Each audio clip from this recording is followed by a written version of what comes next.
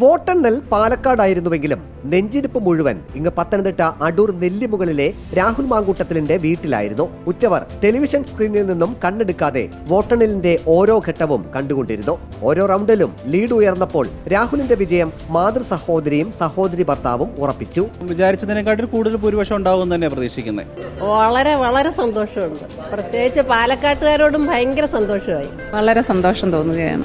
പാലക്കാട്ടെ ജനത്തിനോടുള്ള നന്ദി രേഖപ്പെടുത്തുകയാണ്. ഭയങ്കര സന്തോഷം. പാലക്കാട്ടുകാർ അവനെ ഏറ്റെടുത്തു എന്നുള്ളതാണ്. അയൽവാസികൾക്കും കോൺഗ്രസ് പ്രവർത്തകർക്കും നേതാക്കൾക്കും സന്തോഷം. മാത്തൂർ പഞ്ചായത്ത് കേന്ദ്രീകരിച്ചായിരുന്നു ഞങ്ങളുടെ പ്രവർത്തനം. 10,000 വോട്ടിൽ പുറത്തുള്ള ഭൂരിപക്ഷത്തിൽ രാഹുൽ ജയിക്കുമെന്നുള്ള ഒരു പ്രതീക്ഷ ഞങ്ങൾക്ക് അവിടെ വെച്ച് തന്നെ ഉണ്ടായിരുന്നു. CPM-ഉം BJP-യും ഒരുമിച്ച് നിന്നാണ് രാഹുലിനെ അവിടെ വളഞ്ഞിട്ട് ആക്രമിച്ചത്. പക്ഷെ അതിനൊക്കെ കൃത്യമായ മറുപടി പാലക്കാട്ടെ ജനങ്ങൾ കൊടുത്തു എന്നുള്ളതാണ് ഈ തെരഞ്ഞെടുപ്പിൽ മനസ്സിലാക്കുന്നത്. വീട്ടിൽ ലഡു വിതരണവും നടന്നു.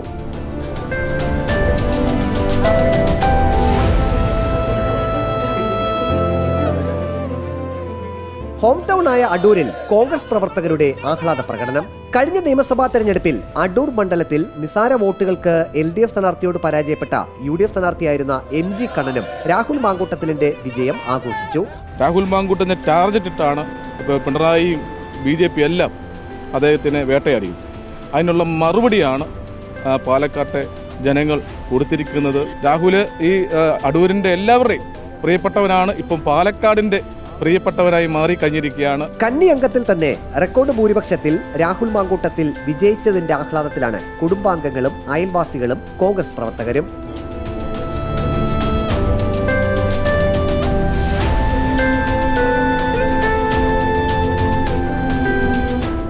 റിപ്പോർട്ടർ പത്തനംതിട്ട.